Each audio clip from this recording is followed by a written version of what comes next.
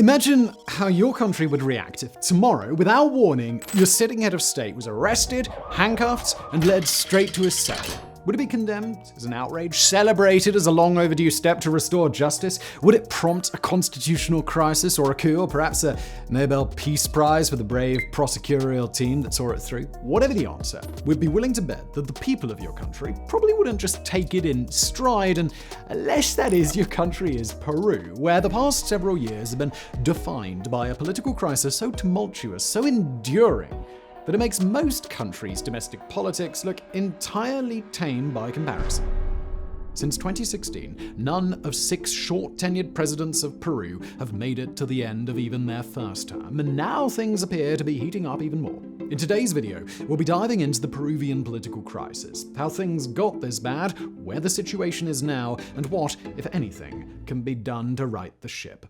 In 1969, a Peruvian novelist and Nobel Prize winner in literature named Mario Vargas Llosa released a book called Conversations in the Cathedral, in which he asked a question that turns out to be almost prophetic for the times ahead. At what precise moment did Peru screw itself? Although Vargas Llosa was asking that question about the military dictatorship of his day, it would have been a fair enough question to ask in many of the following years in Peru, and for that matter, it would be fair enough to ask today.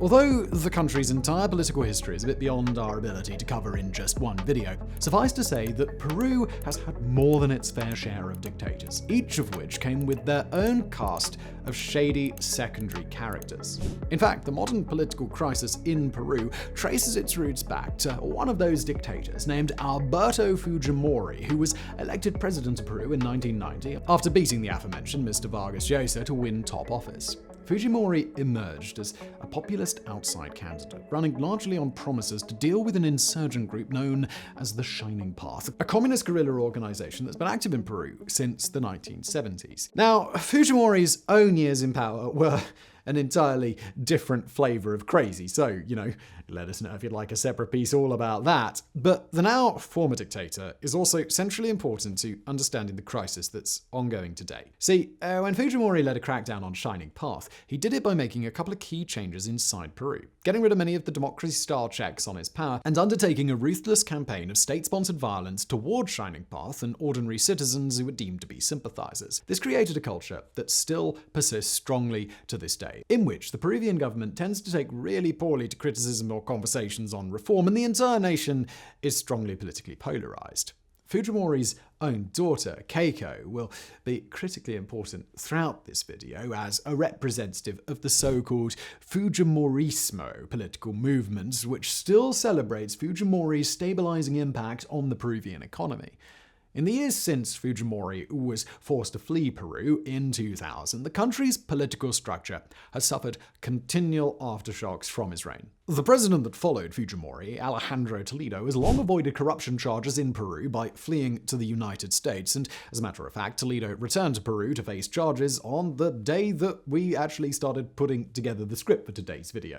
The guy after him, Alan Garcia, was accused of bribery and eventually killed himself in 2019, and the guy after him, Ayanta Humala, also endured a long list of corruption scandals until his term ended in 2016, after which he was arrested, with Peruvian prosecutors trying to get 20 years of prison time for him and 26 for his wife. Amidst such pervasive corruption, Peruvian society has become sharply divided along political and class lines, and since the influence of corrupt officials has basically overwhelmed the political system, political parties themselves have retained only minimal association to any ideologies or policy platforms at all. Accountability has fallen almost completely by the wayside, and local governors and mayors are responsible for making sure that the country can function on a daily basis, while the federal government has basically retreated into the capital city of Lima.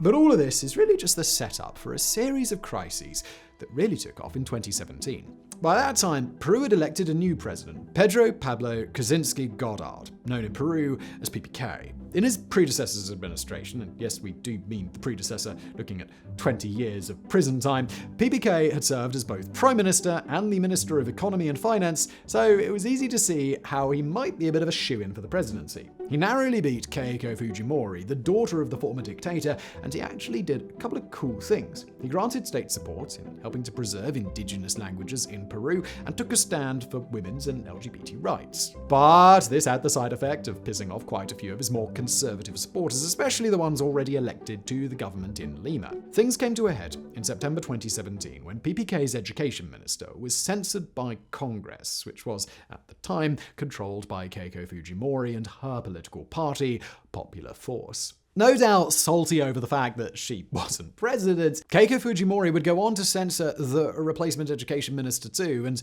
then her party led a no-confidence vote against PPK's entire cabinet. When that no-confidence vote actually succeeded, PPK found himself in even hotter water, and when he had admitted that he had taken bribes about a year earlier from a Brazilian construction company, that was more than enough for the Congress to try and have him impeached too. Now, PPK did narrowly survive this impeachment vote, but it should be lost on nobody that just 3 days later, he pardoned Keiko Fujimori's dad, the dictator Alberto Fujimori, for his role in kidnappings and murders by his private death squad. According to PPK's government, this decision was purely because the senior Fujimori was in poor health, but, well, you don't exactly have to be Machiavelli to see that there might have been a little something else going on there, just maybe, right? Yo no he hecho nada.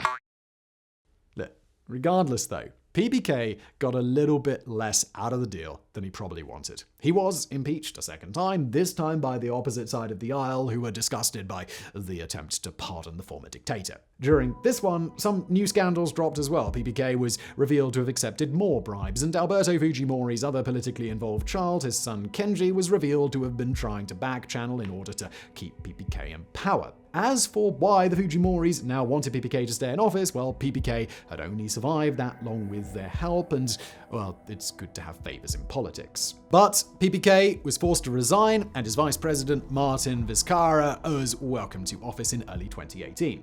But by that summer, the new president Vizcarra had a new problem on his hands. A number of important high-profile judges were recorded on phone calls trading favors, trying to get their friends jobs, and fairly blatantly aiding the work of criminals across Peru. Now it was the Peruvian justice system's turn to be in crisis, with scandals and high-profile resignations flowing like water for several months. In the midst of all of this, Alberto Fujimori's pardon was thrown out, and his daughter Keiko was arrested, starting a long legal battle that would keep her mostly incarcerated on money laundering charges until May of 2020. But as Peru quickly learned, it's hard for the judicial system to investigate and prosecute its corrupt members when just about everybody in the system is corrupt. Through 2018 and 2019, the judiciary and executive branches of Peru's government essentially consumed themselves and each other in a period that we're honestly just best off not getting too enmeshed in. During this time, President Vizcarra attempted to introduce a reform package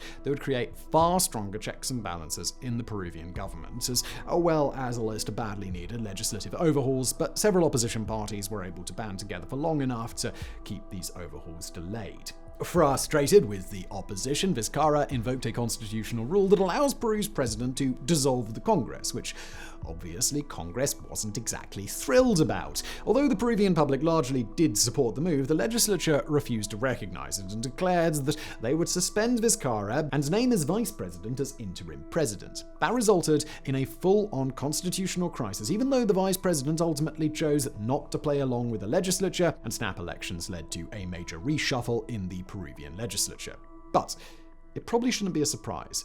For his trouble, President Vizcarra was rewarded by having his own corruption scandal revealed, and even though it took the opposition a couple of tries, he would be impeached and removed from office by November 2020. His replacement leans heavily on military support to suppress popular protests in support of Vizcarra, who was far more popular than Congress at the time. When protesters began to be killed, the new president's cabinet resigned, and after just 5 days in office, so did he.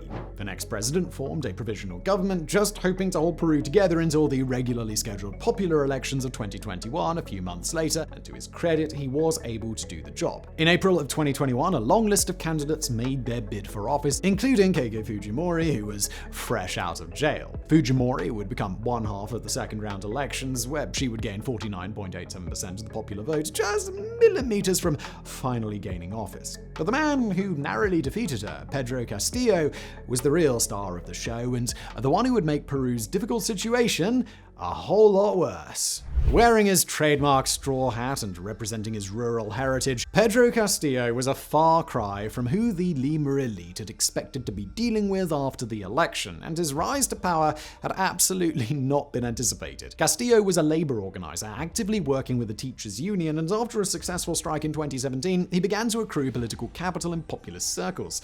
Initially a long-shot candidate from the Free Peru Party, a socialist faction, Castillo captured the votes of rural Peruvians, and although Fujimori initially refused to concede, Castillo waited out the storm until he was sworn into office. But almost as soon as Castillo arrived to office, things started to get a bit weird. Castillo's status as an outsider might have given him perspective on Peru's problems, but he was utterly unprepared to survive in the cutthroat world of Lima. His ministerial appointments, mostly using officials from outside the capital, were utter failures. It only took 6 months for his cabinets to be dissolved 4 times. Each time, it was because of a new corruption scandal. The Castillo government had talked a big talk, but it was lacking in political vision. And since the Lima elite had everything to lose and nothing to gain by contributing their knowledge, they instead sat back and watched Castillo flounder. Castillo did his best to make change, sending food to impoverished families and overseeing a quick growth in Peru's GDP while doing his best to deal with the coronavirus pandemic in his country. However, he was constantly frustrated when trying to do anything the Lima elite didn't approve of, and because the Peruvian Congress must approve all foreign travel by the president, they just didn't allow Castillo to leave the country when it didn't suit them. If that wasn't bad enough, tensions began to rise in the face of business and grassroots political threats to the Castillo presidency, with the specter of strikes and even a march on Lima, similar to the January 6, 2021 attack on the US Capitol building, all becoming more and more real. The Congress tried to remove Castillo several times, and although he survived 2 impeachment attempts, it quickly became clear that Pedro Castillo was not long for this presidency. Now, if you pay even the slightest attention to world affairs, you're definitely familiar with the idea of a coup. But in December of 2022, as President Castillo faced down yet another call for impeachment, he decided to try something different. A self-coup, one that would depose Pedro Castillo, the president, and introduce Pedro Castillo, the dictator. Although Castillo himself probably wouldn't have chosen the description, it's hard to find a more fitting term to describe what he did next. With his hands visibly shaking on a public broadcast, he declared a national curfew. He dissolved Congress and instituted a new government which granted him emergency powers. Unfortunately for Castillo, though, this transformation was a lot less Chancellor Palpatine becomes the Great Galactic Emperor and a lot more breaking news, man shoots himself in the foot. It's pretty unlikely that Castillo would have actually been impeached in December if it just handled the situation normally, but now it was guaranteed that he would no longer hold office. The Congress, the Vice President, the Constitutional Court, and Castillo's own cabinet all abandoned him, and with 101 votes for and 6 against, Castillo was booted from the presidency. He made a run for the Mexican embassy in order to request asylum, but he got trapped in Lima's notorious traffic and was apprehended and detained. His vice president, Dina Batte, took his place, and although President Balatte's name is the last one that we're going to make you learn today, it's her chapter of this story that Peru is still writing today. President Batte was brought into power on the same populist wave as Pedro Castillo, and like him, President Batte lacks any meaningful political experience. Unlike Castillo, though, Batte had kept a relatively clean image until she assumed office, and courtesy of her predecessor, she was granted emergency powers when she became president. Amidst unrest and popular discontent in Peru, Batte has imposed curfews of her own and restricted the right to assemble and travel freely. Far from the days of Martin Vizcarra, who was ousted partially due to the deaths of protesters on his watch, Balatte's regime is considered responsible for the deaths of dozens of people, including in the Ayacucho and Juliaca massacres, where a total of 28 people were killed and over 160 were injured. In many parts of the country, protesters still maintain roadblocks as they call for Balatte's resignation, but an investigation by the Peruvian Attorney General's office has not yet yielded any results. For her part, Batte has expressed support for the regime's use of violence and worked to maintain her state of emergency, while at the same time claiming that she does not know why anybody would want her to leave office. Her crackdowns have been widely condemned, not just in Peru but around the world, and for many Peruvians, the Batte regime is beginning to look eerily like the police state that rose out of the darkest days of the Shining Path insurgency. It's widely believed the Batte and her senior officials believe they would face prosecution if they were to resign, and all indications are that they intend to deal with this threat by soliciting the support of the military and various right-wing parties that would be happy to see Batte supporting their own objectives. By and large, Batte is a political opportunist, one who has taken advantage of an extraordinary political situation, but is now probably willing to turn to extraordinary measures to keep herself in office. By this point, it should be obvious that Peru is in the grip of a deeply corrupt political elite, one which is far more concerned with the survival of the corrupt system as a whole than the success or failure of individual politicians or parties. This obviously isn't true for every single Peruvian politician, but it would appear that at least a sizable majority consider themselves part of a cabal that might hold political office but isn't actually political in nature. Bribes appear to be flowing in from all sides, meaning that the powers that be are strongly incentivized to maintain the status quo in order to continue enriching themselves. Reformers from the left, the right, or the center all pose just as much of a threat because they all risk displacing the political elite itself from their station of power. That, more than anything else, is intolerable, whereas a president like Batte is precisely what the ruling elite wants, someone who will act in the elite's interests and quite possibly allow herself and her cabinet to be blackmailed into compliance. Despite Ballatte's personal interest in snap elections, the Congress has consistently walled off that possibility, and because the protests have not congregated around clear political representatives, the government has a convenient lack of people to meet at the negotiating table. That is, if they even want to negotiate in the first place, which doesn't seem particularly likely. It's important not to overlook the central role of key politicians like Keiko Fujimori, who has still never been elected president, but has played a Peruvian version of House of Cards' Frank Underwood for over a decade, and could well be leveraging the crisis to assume power herself. But beyond individual players, it's clear that the entire Congress is acting to maintain its own station and perpetuate the graft that they've been able to maintain through nearly a dozen failed presidential administrations. Amidst this crisis, we cannot ignore the profound effect it's having on the Peruvian people. The country's economy has taken a massive hit, especially its mining industry, and local instability has interrupted healthcare, education, and at times basic infrastructure. The seemingly indiscriminate attacks on protesters have led to unimaginable suffering for the families of those killed and has further embittered rural Peruvians against the national government. But it's important to note that there's still quite a bit of room for things to get worse in Peru. If the crisis precipitates yet another wave of migrants and refugees to move across Latin America, they'll join the massive Haitian, Venezuelan, and Nicaraguan populations that are already displaced. Peru's place on the international stage is already diminishing, and it's not inconceivable that Batte could be moving toward the same kind of dictatorial rule that Peru has gotten so used to. Today, it seems that Peru is teetering on the edge of that very fate. The United Nations has begun to spotlight not just massacres, but arbitrary detention and state disappearances of protest. And far from even approaching reform, the Batte government appears to be giving the Congress the time and space that they need to consolidate their authority. As it stands now, Peru's ongoing protests are in a race to gain some greater form of legitimacy as soon as possible, because if they cannot, then it's entirely likely that the political elite of Lima will ensure that no copycat protests can take place for years to come.